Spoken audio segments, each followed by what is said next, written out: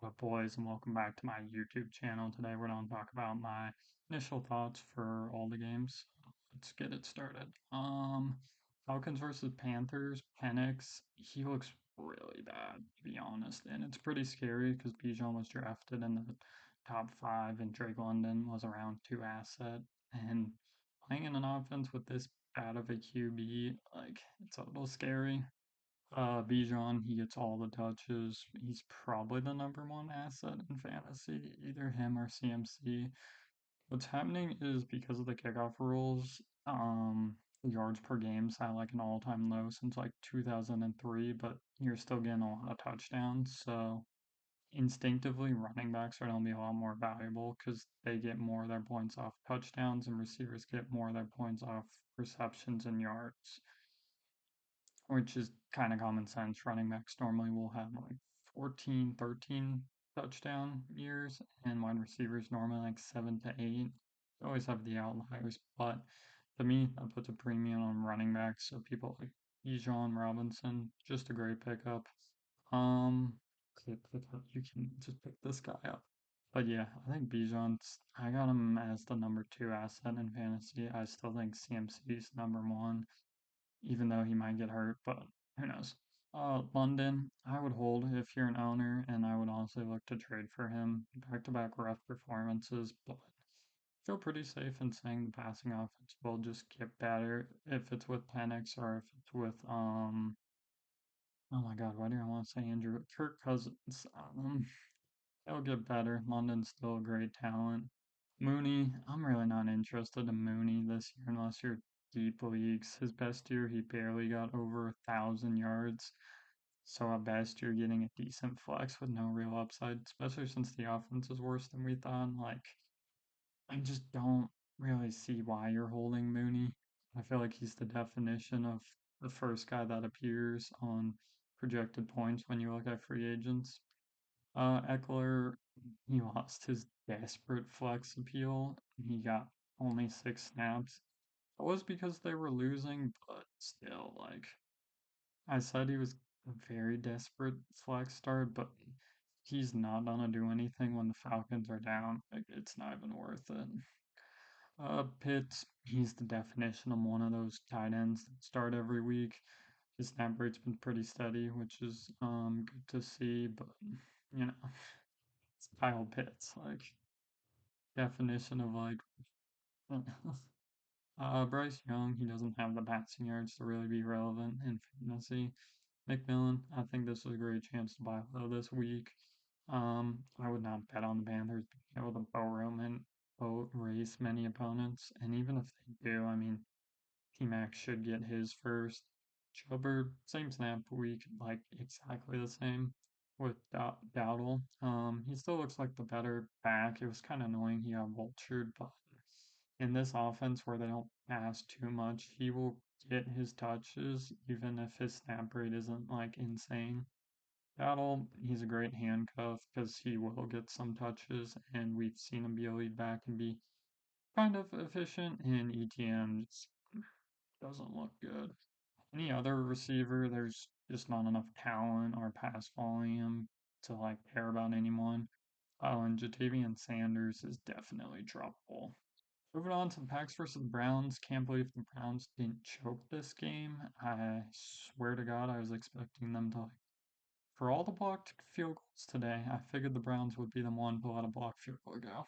But Golden, he actually looks really nice. He moved up to the wide receiver two in like snap data. I can easily see him getting the wide receiver one, depending on um how how long, you know. God, well, I'm just forgetting names now. It's not Romeo. Oh, Jaden Reed. Depending on how long Jaden Reed's out, Love is still a good streamer. I think the Browns defense is more legit than anything. Dobbs is droppable. I could have told you that a while ago, but he's just too inconsistent. Like, he got 2 targets as the wide receiver one this week, and he's got 11 total targets over 3 weeks. That wouldn't be good if that was 11 total receptions, but those are targets. Kraft, he's still a top six tight end in my opinion. People just overreacted to his week two game. think a common mistake fantasy people make is you have you have your elite tight ends, right? You got Bowers, you got McBride. I'm adding Warren in there. And then you got a lot of rest of tight ends. And they'll have random spike weeks where you'll get 8 receptions, get a touchdown, and then people think they'll be the tight end 4 or the top 5 next week. This is what happened to Kraft, in my opinion. He's still a pretty good option. Jacob, Josh Jacobs, this was actually pretty interesting. He led the team in targets, which is a big increase in his value to me. I was having him, I was playing around with having him as a sell candidate just because he had 1 target through 2 games, and that significantly limits his floor and ceiling. But since they gave him a bunch of targets, he's actually a huge gainer today, even though he didn't get a touchdown. To Cleveland side, Bond had a great increased snap rate, and it's been increasing through 3 weeks. I think he's the most interesting wide receiver currently in Cleveland. Problem is, he's in Cleveland, so how interested are you? I don't know. Tillman, the snaps are going down. If you can sell him for anything, I would. And Judy, he's just not the clear number 1 guy, and it's a bad offense. So I don't know why you would care. Judkins, he took 60% of the snaps, and he basically got all the carries and was super efficient. Um, he's looking to become the workhorse back, which even in a bad offense makes him extremely valuable. He's not getting the receiving looks, which is kind of scary, but I feel like he has a chance to take over that role from Ford. Ford's really not that good. Njoku, he had 7 targets today. I just think there's more interesting ends out there still. Fannin, he had a rough game. I still believe in him. It was a tough defense, and from what I saw, Packers were really like focusing on him, and obviously he's not good enough to like keep tight pressure. Most tight ends are not, to be honest. So I think I'll do fine, and with the emergence of Judkins and Bond, hopefully will not be as guarded closely. Texans versus Jags. Nico is who I have as the only starting receiver in Houston. Kirk, like, he got some targets, but he's only had 2 years of actually being fantasy relevant. And that was when I was in high school, which is a minute ago at this point. He's not droppable, but I think there's more exciting options. Schultz, like, he's just one of those tight ends, like, that you can kind of argue maybe he's top 12, but I wouldn't. Nick Chubb, I would look to trade him. Woody Marks is getting more touch and more touches, and Mixon has an inside chance of coming back at some point. I honestly don't believe Mixon is coming back, but like best case scenario is what he has right now, and worst case is Mixon does come back. So Woody, he's worth a waiver pickup if you're deep in your waiver pool, just because he has a chance of becoming an every down back, and running backs are becoming so much by committee nowadays that any like starting running back is just good, to be frank. I don't think he has the talent to do it, to be honest. So I'm probably not gonna do it, but I would, I have been wrong before as we go on to Brian Thomas Jr. He started slow last year, which I'm kind of giving him an excuse for.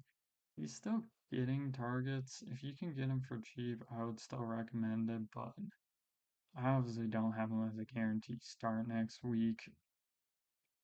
Um, it's it's kind of interesting because you got to kind of figure out what the problem is, and I want to say it's Trevor Lawrence. I could be just making that up though. Hunter is not worth starting. Like, you just don't know A, how much he's on a play, and B, he really hasn't shown that he can actually get open. He's good when he gets the ball in his hands, but unless they run him as a gadget player a bunch, he's gonna have no value.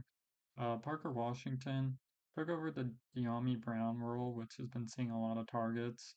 Although these targets haven't been that valuable in this offense, if Brown is out, Parker's could be flexible. and by flexible, I mean you can flex him.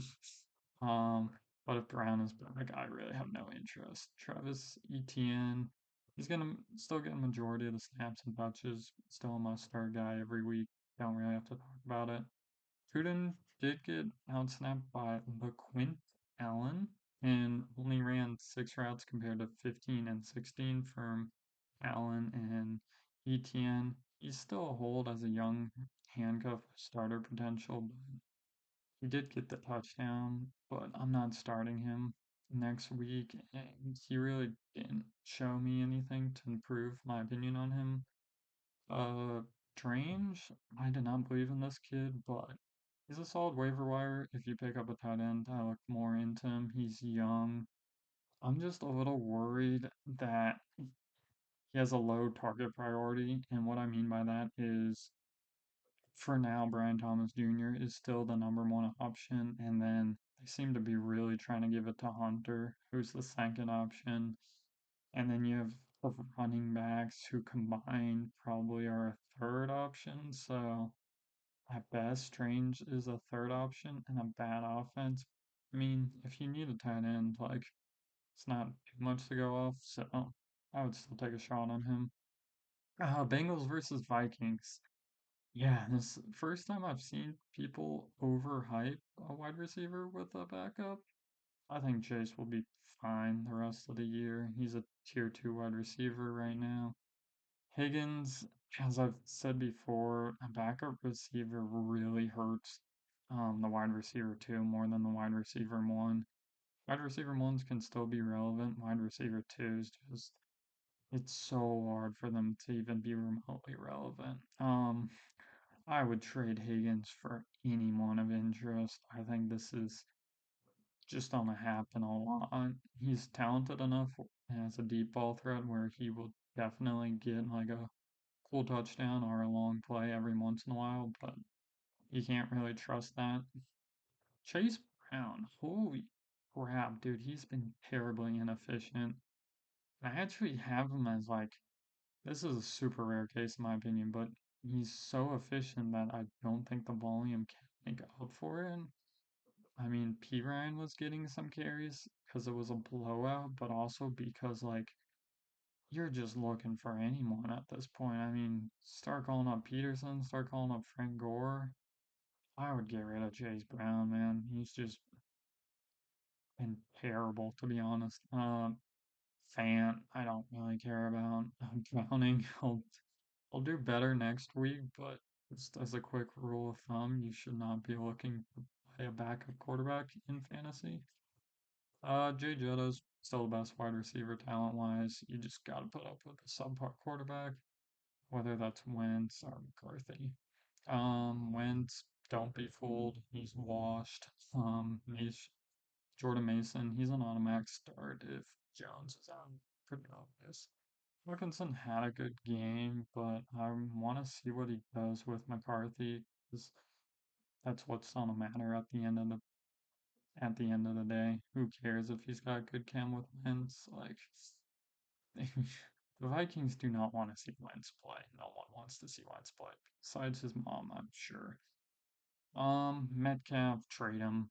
11.5 points per game, 10 receptions in 3 games. He's the definition of a guy who's too good to cut and too bad to ever start. Warren, he's still a 3 down back. He lacks the talent and the frame to be efficient in most games, in my opinion. Volume is still volume, and he's not Chase Brown. I think he's a buy low candidate, honestly, just because of how much volume he gets. Uh, Jonu had high snap count. I don't think it's worth the headache with 3 tight end sets, to be honest. Drake May, he's looking like a great steal this year. I would see what his value is around your league as he played 2 super weak defenses. I'd be curious what others think of him, and I'd be curious what he does against better defenses. Stevenson fumbled twice, which he's always had a fumble problem. He's also had a problem of not being very good. Um, so I would just trade him. Like, I'll probably say this every single week. Stevenson is getting replaced. He's had 3 years. He's not good. He fumbles. Gibson, no. Henderson is still not startable. I thought it was a good day for him. I think people are overreacting to the now moment.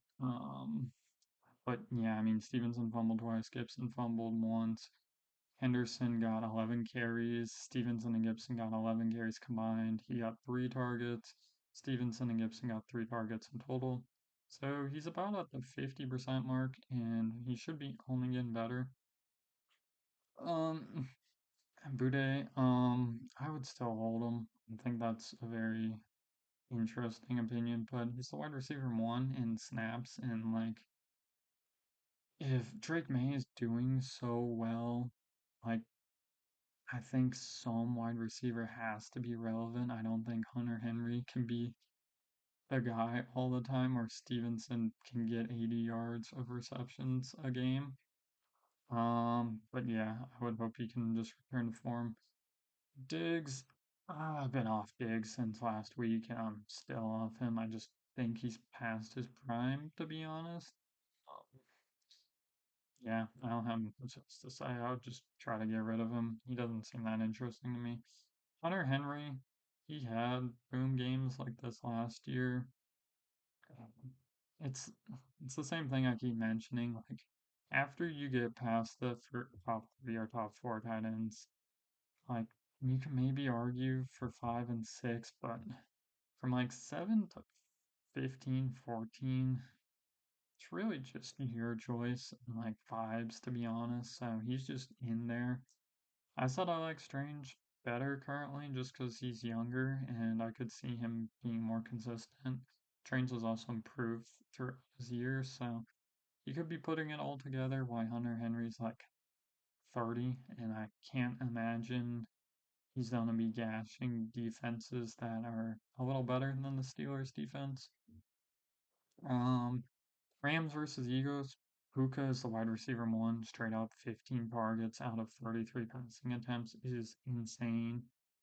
I mean, to be honest, if you're starting anyone on the Rams that's not named Puka, Adams, or Kyron, or Stafford in like super flex leagues or deep leagues, what the fuck are you doing? Because these are the only three guys who will ever get the ball. Yeah. Adams, he's a must start. He's a middle wide receiver too. Don't know what else more to say. Kyron, I hate Kyron because a lot of people I listened to when he was like a rookie hated him because his physicals were terrible, to be frank. And every time, it's been like 3 times I can remember, his snaps slowly start dropping, and people start thinking Blake Corum is gonna come in, and then next week he just gets a billion snaps and a billion carries, and I've never traded for him at one of those points, and it's annoying because I kind of always fall for it. So basically, I'm horrible. Hurts still a great fantasy option. Barkley, like this is kind of what I expected from someone after 2,000 yard season. Like the efficiency kind of drops off the cliff. You can name basically a billion examples where this happens. And probably like one or two examples where the efficiency kind of stays the same. So if someone's willing to invest in his upside from last year, more of his last year price, I would do it. He's still like he's getting all the carries, he's getting the receiving. I just think from an efficiency wise, he's definitely not the same back, and those tush pushes are going to start eating a lot more into him when he doesn't have those long touchdown runs to kind of counteract. EJ Brown, people overreacted. Still wide receiver one, in my opinion. Smith, people overreacted. But I would like to see how the Eagles play next week. Obviously, they want to run the ball first, which obviously isn't good for you if you have one of the wide receivers.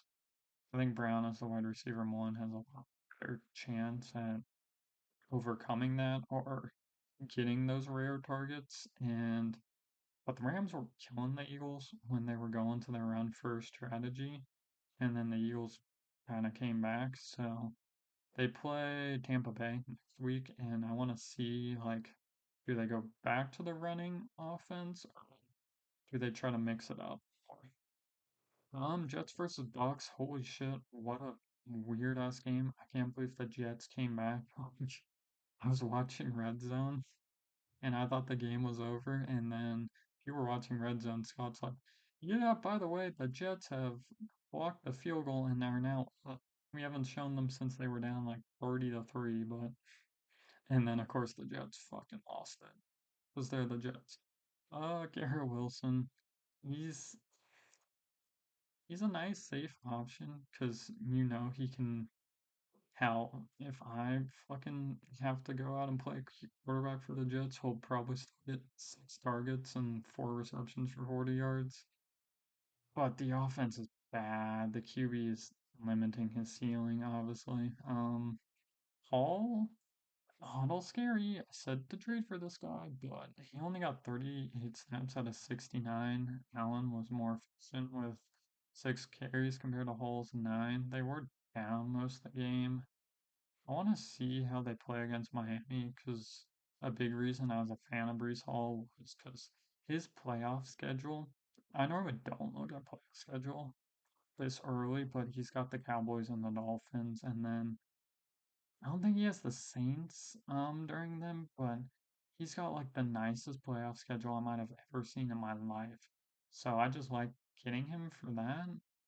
So I want to see how he plays against Miami, how well he does, because obviously the Bucks are a way better defense than Miami. Baker, he's still a good quarterback, good offense, throw a lot. He doesn't have elite, but he's got great rushing upside, so still think he's probably in that tier behind Hurts, behind Allen, Lamar. I don't know if Mahomes is still in that tier to be honest, but Bucky, he turned back into the workhorse. He wasn't so efficient, but he keeps getting majority of the carries, and he obviously has the talent, and it's in a good offense, and he's getting a bunch of receiving upside. So I'm not too worried about it because White also didn't look efficient either. Um, White's still a handcuff, but like desperate, desperate flex in good matchups. Mike Evans, I would be scared. Hamstring injuries. When a running back gets a hamstring injury, my first thought is I need to trade this boy because they normally never come back the same for the season. And Mike Evans is a 32-year-old wide receiver.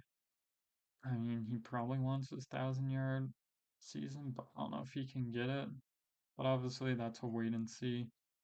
Habuka, I'm just gonna have to eat this one.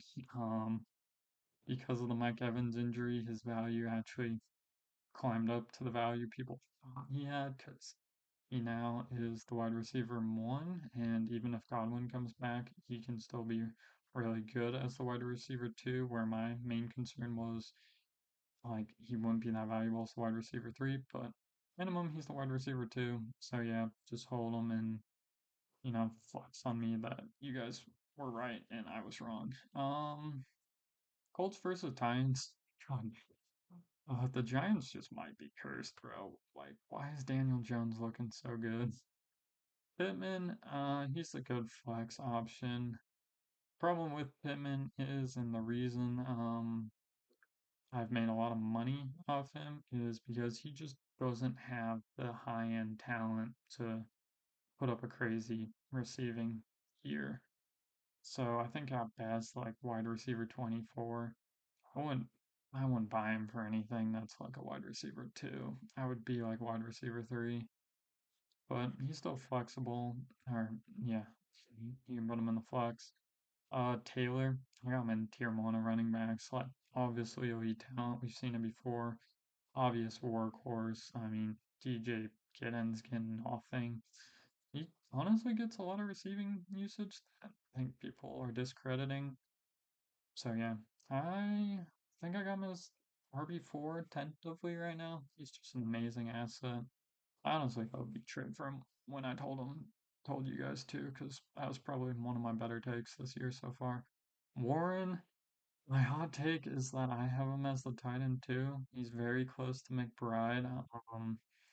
Couple reasons for that is I really don't like Kyler Murray as a passer. I think the Colts are a way better offense. And he's also got the second most targets for each game. So I wouldn't panic. He didn't have a great game, but if you can buy low, I'd buy low.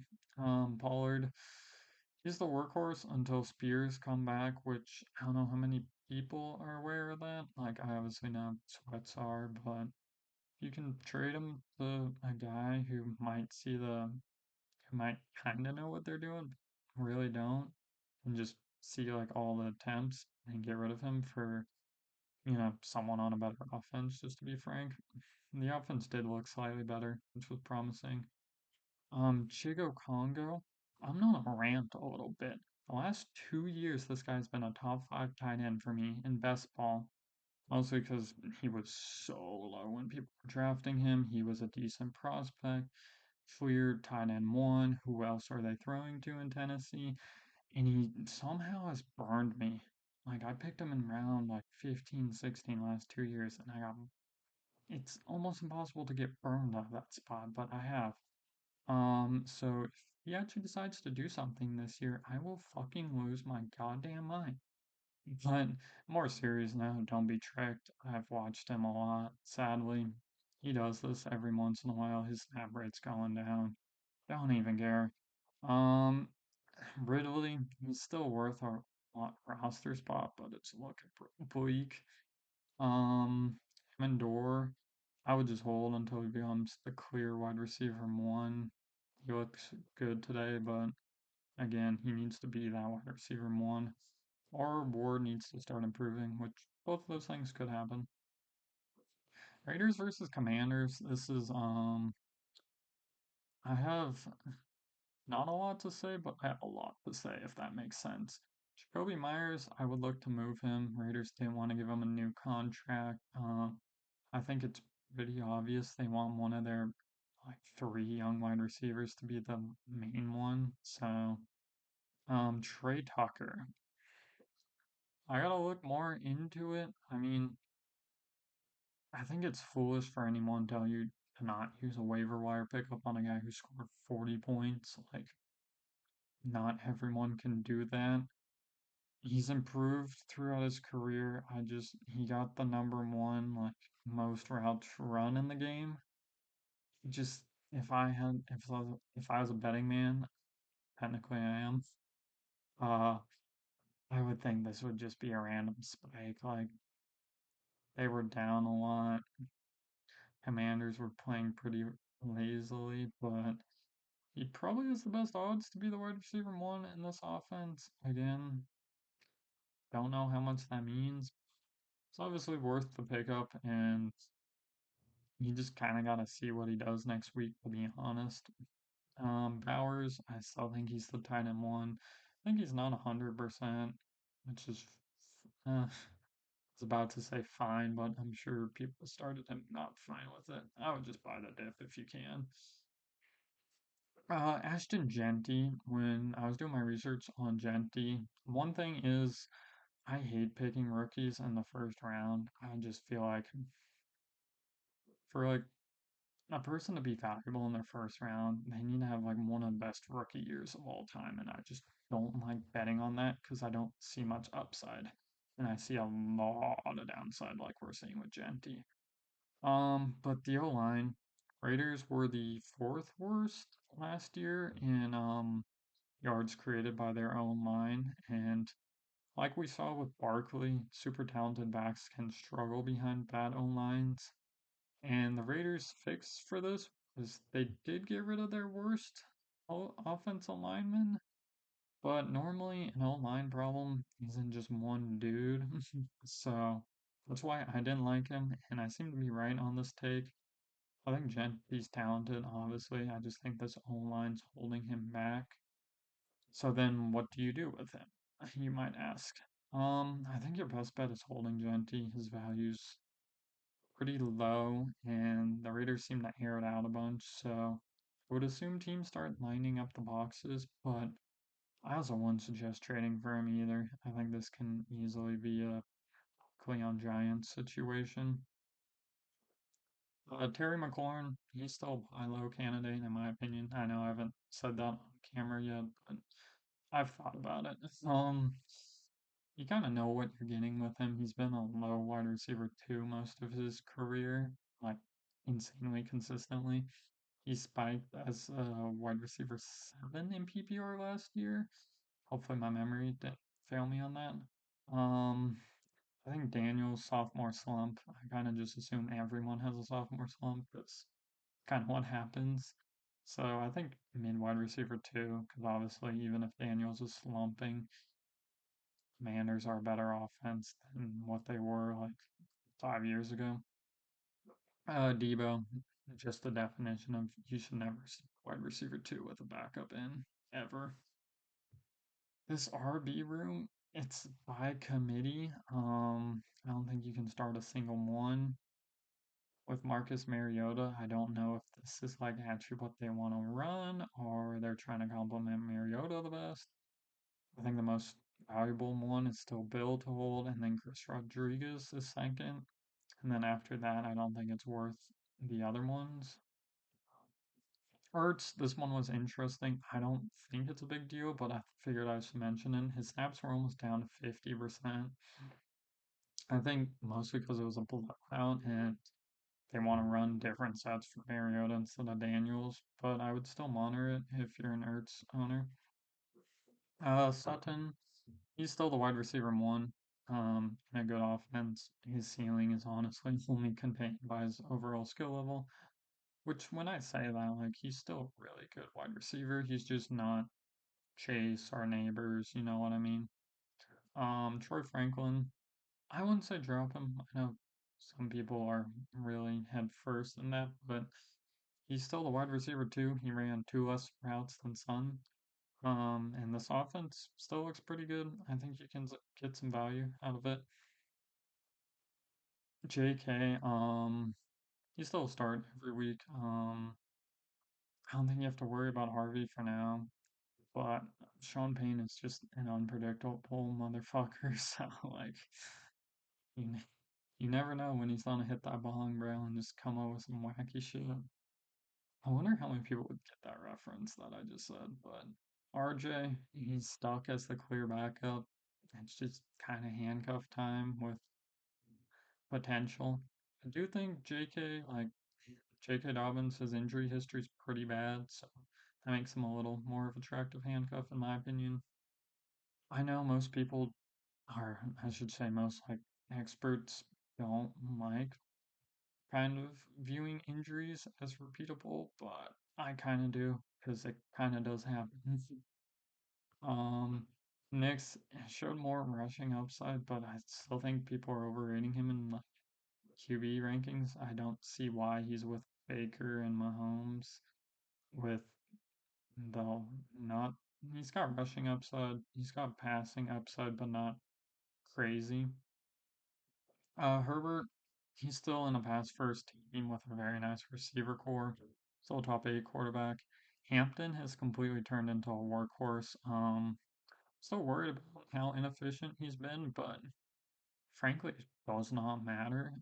He can get 3 yards per carry. This offense is so good. And if he's getting every touch under the moon, he's still a low RB1 for me. Wide receivers, this is very interesting. Ladd's been the wide receiver three so far in the offense. He still gets the most snaps, which could be trying to keep Allen fresh because he's old, but I still think he's worth playing. I also think he's worth buying, to be honest. I can't I can't see him having such a great rookie year. Well, you can say that about Brian Thomas Jr., but I can't see him having such a great rookie year and then just kind of falling to the receiver three. Keenan Allen, 82% of leagues, he should be picked up. Definitely a flex player. And then Quentin Johnson looks like the real deal. Not only does he get the deep threats, but he also draws a lot of medium and short targets. I honestly think all three of them are startable, which is kind of annoying because they kind of all hurt each other's upside. But if I had to pick, I would try to trade for Ladd, and I think Johnson could be the guy who I would predict a fall off if I had to, but I honestly think they're just gonna keep running this three wide receiver core. I just think Lad's gonna get more of the touchdowns, get more of the targets, even it out. Saints versus Seahawks. This game was so bad. I really don't have any notes to be honest, because A, I didn't care about the game after halftime, and neither did both teams. Olave PPR merchant, like what else do you want? If you're in PPR, he's good value. If he's not, he's not. Juwan Johnson, another great game in terms of targets, especially because he didn't play. I believe he stopped playing midway through the third. Kamara, this is just price you pay with Kamara. The Saints suck, and this happens. Shaheed, he's a deep threat in a bad offense. It's not worth it. I saw a post on Fantasy Football Reddit, like 3 pages about Shaheed. You need 2 sentences. Saint offense sucks. Receiver two. And then all I have for the Seahawks is because honestly, uh, what can I do with Walker and shit off that? JSN's the real deal. Every time I see him play, I remember why I loved him coming out of college. He's I'm gonna plant my flag here. Wide receiver three in total for me. Cowboys versus Bears. Cowboys are the absolute worst defense in the league and should start everyone that plays against him. But Pickens is an auto start if Lamb is out. Ferguson, automatic start if Lamb is out. Williams, he's a potentially buy low. I haven't seen much about his trade value, but Sanders has been taking more of the pie. But I don't believe in Miles Sanders, to be quite frank. I think Javante's the better back. Loveland, he looked really good for those 6 snaps, guys. Hell yeah. Rome, he still looks to be the wide receiver one. I think it's a little closer than I thought, but more solid game. But I'm just gonna call this the cowboy effect. When your player plays against the Cowboys, you should and has like a career high, you should probably think about moving them. And I think Moore is the obvious guy I would try to move. Burn, he looked good on limited snaps, so he's worth a pickup in my opinion. Definitely not startable. Roshan Johnson, this is gonna be such a niche rant, but for like 3 years, I keep hearing like this guy's great intangibles, like he's a great handcuff running back. I don't, he volunteers at the local homeless shelter, but every year this guy does absolutely nothing. Like he can't even be the backup, he can't even be the third string back. I don't. That's gotta be the weirdest thing. I don't know why I've heard so many experts talk about him like he's the next Kyron Williams. Swift, still the workhorse. Kyle is he got a lot more snaps. It was a little more of a blowout. I'll just be wary of that because Swift has not looked that great. On to the Cardinals versus 49ers. I think this is about as long as my original video, or my first video on this, but he's not. Kyle Murray's not a great quarterback in real life, and I think it's limiting his fantasy productions. I wouldn't start him. He had some really favorable matchups with the Saints and the Panthers and the 49ers with Mac Jones, but he's done really nothing with it. Marvin Harrison, I will die on this fucking hill. And even when I die, someone's gotta fucking take my body and take it off this damn hill. He's still a damn buy. People will talk about the drops, but what I look at when, like, oh, he dropped a 75-yard touchdown, that means he was wide open for a 75 touchdown. He will finish these plays most of the time. He had 2 big plays that he dropped. He'll figure it out. That just means he got opened and he had a bad day, to be honest. So I think he's still an incredible buy, to be honest. I think Murray's holding him back, to be honest. I want them to get Jameis Winston.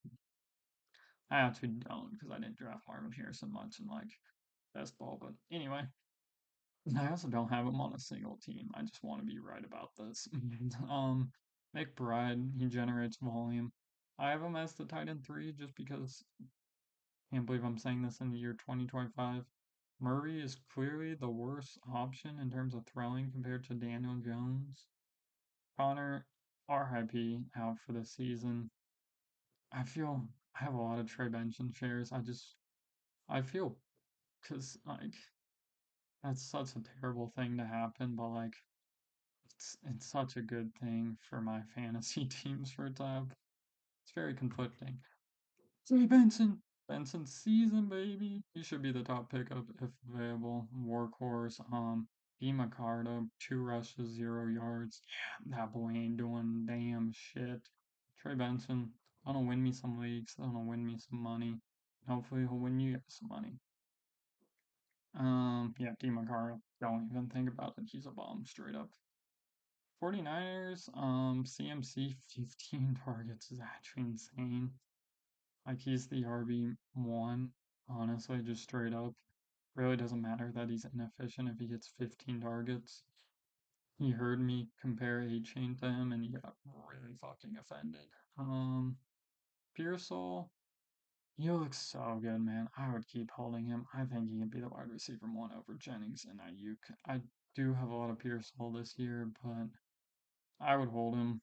Obviously, if you get good value for him, if a person doesn't know that Jennings is coming back in IU, yeah, sell out the casino. I did it in one of my leagues, but if not, I would still just ride that wheel with him. And then Giants versus Chiefs versus Giants. Pacheco looked decent. I'm hoping he can create some more snap share for him. Kareem Hunt is just Kareem Hunt, like 3.2 yards per carry. I couldn't care less. Wide receiver room, wait for Worthy. Mahomes, wait for Worthy. Kelsey, I would still try to sell him. It's only gonna get worse. Cam Scatterboot looked pretty good. Hopefully that stops. I didn't really believe in him, especially with Tracy being out. I'd be interested how it looks. And then Neighbors, I thought Neighbors was overrated since since the year started, and it's has nothing to deal with him. It's the fact that he's got to catch balls from Russell Wilson or whoever is playing Giants QB. I would look to steal him, to be honest, if the owner's panicking, but I have him in tier two just because in my mind, tier one receivers, they almost have a floor of like 5 receptions, 50 yards in Neighbors. From no fault from his own, from the quarterbacks, obviously just doesn't have that floor. And anyway, that's all the games today. Yeah, thank you for watching and see you tomorrow, hopefully.